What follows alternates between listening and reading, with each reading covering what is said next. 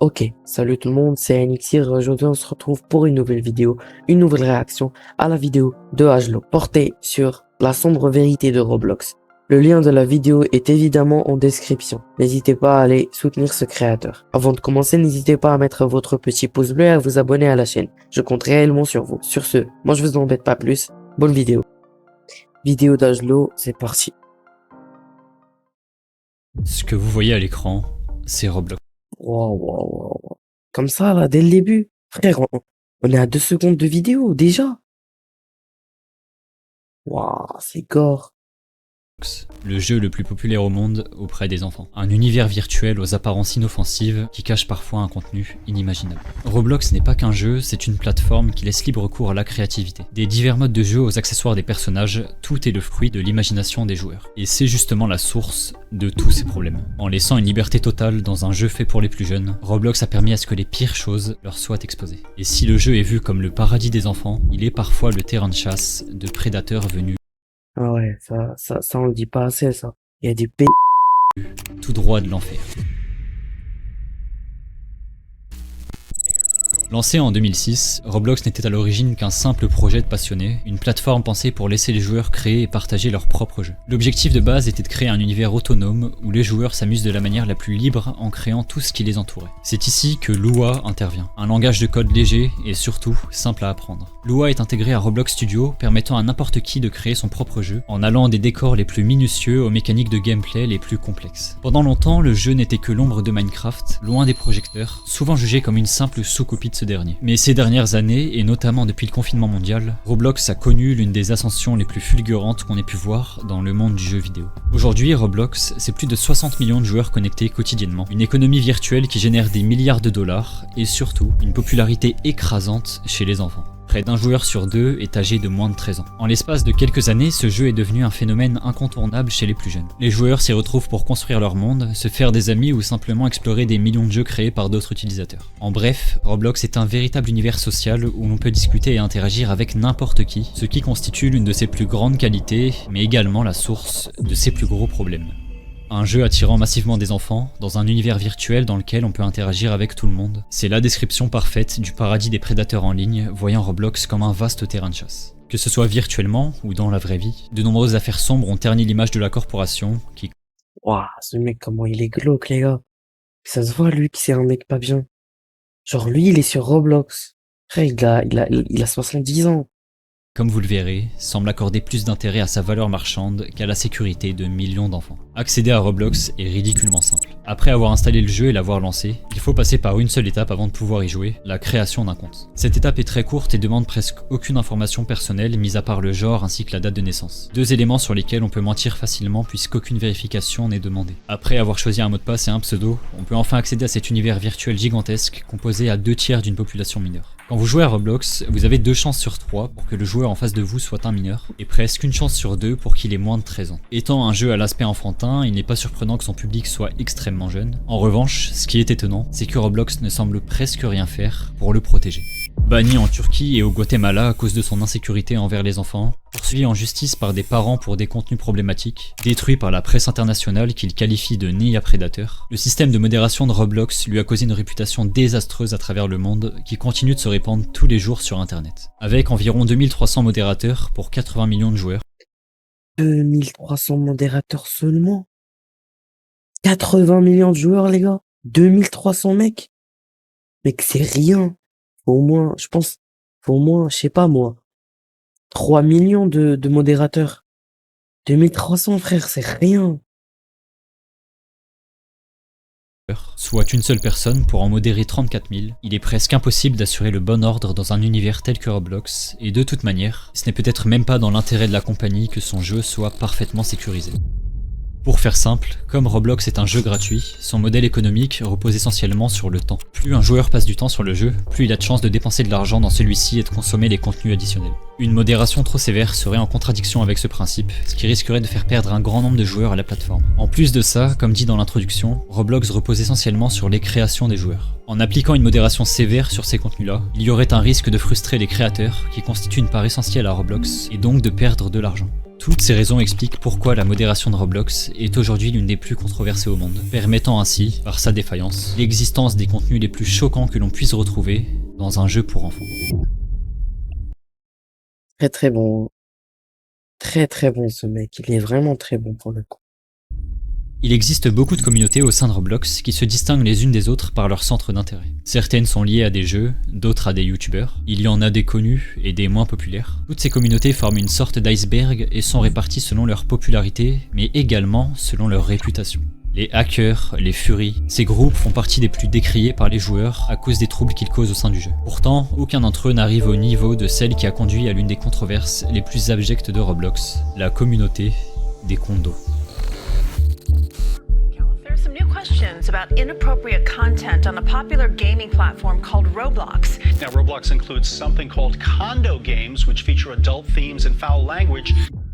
Imaginez une communauté secrète où des joueurs se rassemblent régulièrement, non pas pour partager une expérience de jeu, mais pour céder à leurs désirs les plus déviants. Oh là là. Mais c'est grave ça. Créer des jeux pour ça, frérot, c'est grave. Dans des environnements spécialement conçus pour cela. Dans l'univers de Roblox, c'est ce qu'on appelle les condos. Les jeux condos sont globalement des jeux de rôle sexuels dans lesquels les joueurs simulent des actes et des scènes pour le moins perturbantes, dans des environnements qui leur sont complètement dédiés. Ces jeux sont bien évidemment interdits par la plateforme et cachés aux yeux des joueurs lambda, mais aussi paradoxal que cela puisse paraître, ils restent très facilement accessibles à n'importe qui. Que ce soit par Discord, TikTok ou encore YouTube, il y a quotidiennement des milliers de personnes qui partagent des condos sur internet ainsi que des liens pour y accéder. Sans surprise, avec une communauté aussi jeune que celle de Roblox, on retrouve des milliers d'enfants commentant ces vidéos dans l'intérêt de rejoindre des jeux qui naturellement attisent leur curiosité. Systématiquement, ces vidéos contiennent des liens redirigeant vers des serveurs Discord extrêmement peuplés avec parfois des centaines de milliers de membres en leur sein, puisque c'est ici que le mal opère. La grande majorité de ces serveurs partagent les mêmes codes dans leur façon de procéder. D'abord, un long message de prévention qui sert plutôt à protéger la légalité du serveur. Ensuite, on retrouve les mêmes types de canaux. Un qui est dédié à la publication de contenu explicite, appelé NSFW. Un autre consacré à des rencontres plus intimes dans laquelle les personnes indiquent leur âge et leur genre. Et enfin, des salons redirigeant tout droit vers ces jeux dépravés qu'on appelle condos. L'accès à tout ce contenu est faisable en quelques clics, et ce par n'importe qui. Mais le pire reste à voir avec le sujet principal de ces serveurs, les jeux. Un intérieur sombre de ce qui semble être un club pour adultes, des néons roses sur les murs et plafonds, des lits et des chambres cachés dans les recoins. Partout, des personnages grossièrement personnalisés s'agitent, reproduisant le genre de scènes qui n'ont absolument pas leur place dans un jeu tel que Roblox. Avec des packs d'animation spécialement créés pour les condos, les joueurs qui s'y retrouvent peuvent exécuter des dizaines de chorégraphies explicites, tout en s'y échangeant des messages obscènes. Certaines représentations vont beaucoup plus loin dans la déviance. Un article de la BBC avait décrit une scène dans laquelle figurait un personnage dévêtu, traîné au sol et tenu en laisse. Généralement, le jeu ne dure que quelques minutes avant Ah carrément. Ouah, carrément. Ah ouais, ok. Ok, je vois le genre. d'être banni automatiquement par un bot, mais malheureusement, des centaines d'autres sont générés et partagés continuellement dans les serveurs Discord. Roblox essaie en vain d'agir contre ce fléau qui s'est ancré maintenant depuis des années dans la culture du jeu. Mais avec l'inaction du côté de Discord, c'est une mission presque impossible. De toute manière, même s'ils arrivaient à mettre fin au condo d'une façon ou d'une autre, il resterait toujours le problème majeur de Roblox, celui qui lui a causé des procès et l'une des pires réputations dans l'industrie du jeu vidéo, les prédateurs. Police say a 27-year-old man from Bear, Delaware kidnapped a New Jersey girl that he met on an online gaming platform that's usually aimed at youngsters, Roblox. L'objectif principal de Roblox est d'être une plateforme sociale. L'interaction est quelque chose de central dans le jeu. Les joueurs peuvent communiquer librement, quelle que soit leur région, grâce à un système automatique traduisant les messages. Il y a un chat vocal de proximité permettant de communiquer avec des joueurs proches de vous. Les modes de jeu les plus populaires sont des jeux de rôle comme le célèbre Brookhaven RP, décrit comme un endroit pour traîner avec des gens partageant les mêmes idées. En bref, Roblox encourage fortement l'interaction et propose plusieurs manières de relier des inconnus entre eux, ce qui est certainement sa plus grande qualité, ainsi que son pire défaut. Cette liberté de communication, bien que nécessaire, comporte malgré tout de nombreux risques en raison de l'anonymat des joueurs. Et comme en témoignent de nombreuses affaires, on ne sait jamais qui se cache derrière un personnage cubique. Mais wesh, les gars, ces prédateurs là, ils sont partout. Même sur les jeux. Non mais c'est grave ça. Oh ça y est, la rue ça vous suffit plus. Vas-y. L'affaire Arnold Castillo. Derrière ce nom se cachait l'un des développeurs les plus populaires sur Roblox, notamment pour le succès des jeux qu'il avait créés, mais aussi et surtout pour l'horrible prédateur notoire qu'il incarnait. L'affaire remonte à quelques années. Ah maintenant c'est même plus les joueurs, c'est des modos maintenant. Ok, ok. En 2020, lorsque ce développeur rayonnait sous le succès d'un jeu qu'il avait créé, Sonic Eclipse, une pâle reproduction de la licence de Sega, version gratuite, sur Roblox. Ce jeu fonctionnait relativement bien sur la plateforme, avec des millions de visites quotidiennes, et générait à lui seul des dizaines de milliers de dollars. Une véritable communauté s'était créée autour du jeu, avec une fanbase regroupée sur le serveur Discord du développeur, Arnold Castillo. Castillo avait une réputation controversée dans la communauté Roblox, où son humour déplacé ne manquait pas de faire réagir. Son serveur était rempli de références à du contenu obscène, là où la plupart de ses admirateurs étaient de jeunes joueurs. C'est en septembre 2020 qu'avait démarré sa chute, lorsqu'il s'était retrouvé au centre d'un drama alors qu'une conversation avait fuité, dans laquelle il adressait ce type de message à une fillette d'à peine 12 ans. « C'est bien, tu as 12 ans, je vais te corrompre au-delà de tes rêves les plus fous. » Comment ça, mon ref? Encore. Tu es la raison pour laquelle je finirai derrière les barreaux. Suite à cette exposition, Arnold avait publié une vidéo sur sa chaîne YouTube dans laquelle il justifiait son comportement, prétextant qu'il découlait simplement de son humour noir. My sense of humor has always been very harsh, dark humor, if you will. And while it doesn't excuse my behavior, it does reveal that I had no intention on moving on any of the things I said. Le drama passé, Castillo profitait toujours des revenus de son jeu qui avait, selon lui, triplé avec cette histoire.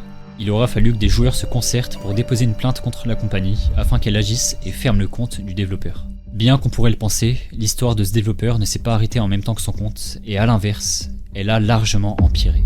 Afin de continuer à percevoir les revenus de son jeu, Arnold l'avait transféré sur le compte de l'un de ses amis, car en plus de ne pas être réactif, Roblox ne l'avait pas supprimé de la plateforme et continuait à le rémunérer. Pour y mettre fin, il aura fallu que des joueurs contactent Sega, le studio à l'origine de Sonic, pour les informer qu'un prédateur utilisait leur mascotte pour se faire de l'argent. C'est après une notification de la part du studio envers Roblox que la société prendra enfin l'initiative de supprimer le jeu de sa plateforme, définitivement.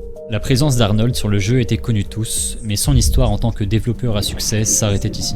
C'est finalement en 2022 que l'ex-développeur avait disparu de Roblox et de Discord, ne laissant plus de traces sur le jeu et son serveur depuis plusieurs semaines.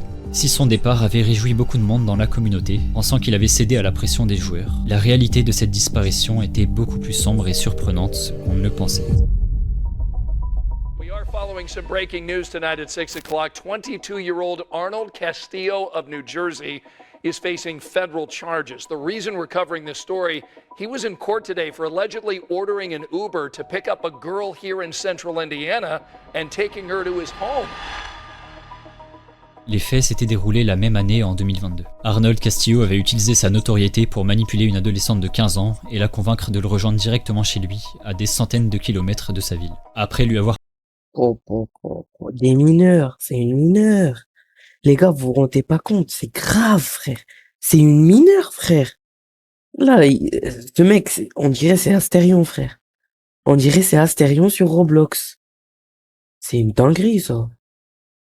payé le trajet en Uber, Castillo l'a maintenue captive à son domicile pendant 8 jours, abusant d'elle à plusieurs reprises avant d'être arrêté par le FBI, jugé et condamné à 15 ans de détention. 15 ans, mais frère, lui, faut prendre perpète, là. Non, mais lui, ça y est, faut l'arrêter, lui, là. Lui, ça y est, hein. Il a déjà fait beaucoup de mal. Faut lui mettre un perpète sur sa gueule.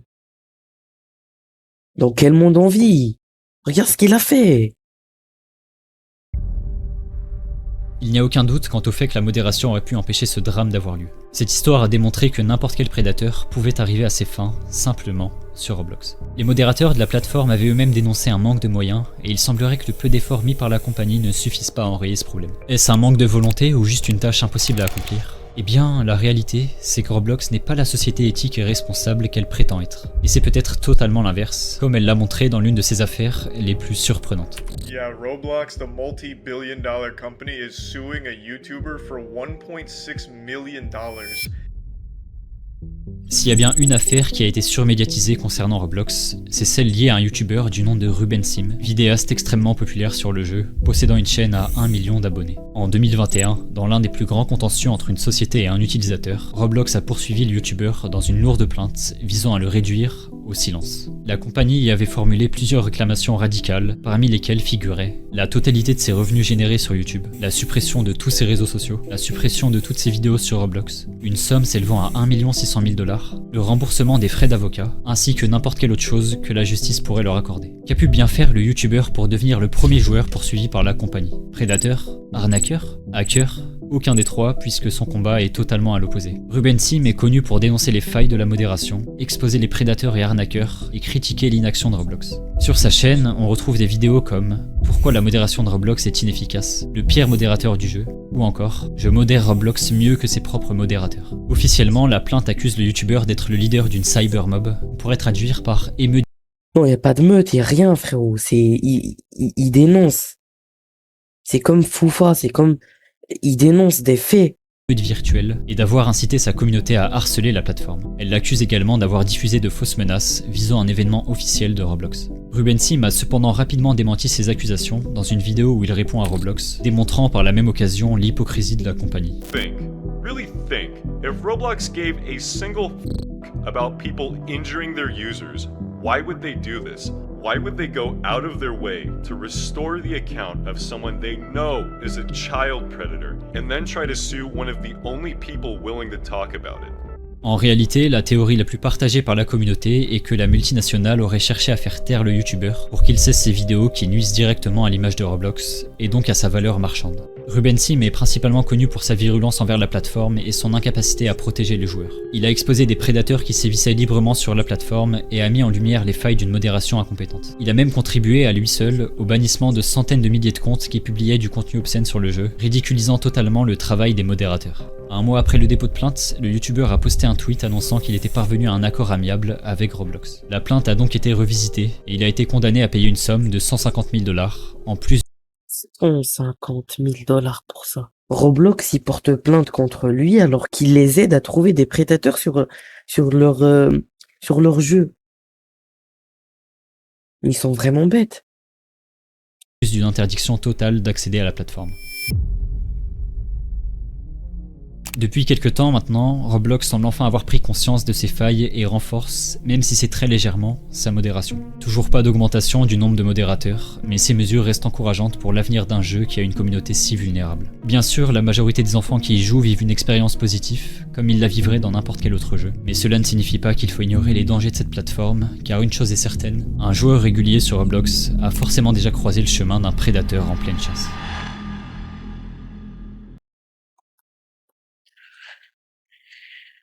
Il est très très bon. GG pour ta vidéo, c'est vraiment une bonne vidéo pour le coup. Bon, sur ce les gars, moi je vais vous laisser ici. À la prochaine vidéo ou réaction. C'était Alexir.